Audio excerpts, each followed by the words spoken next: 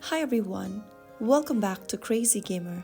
In this video, we will be learning how to buy gems in Temple Run 2.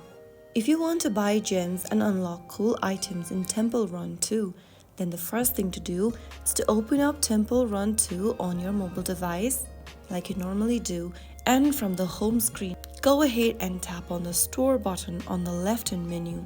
Now, click on Shop at the top and scroll down to Gems. You will be able to see the gem packages displayed on the screen. You can also get free gems by completing offers. To purchase gems, simply go ahead and choose a package from the menu.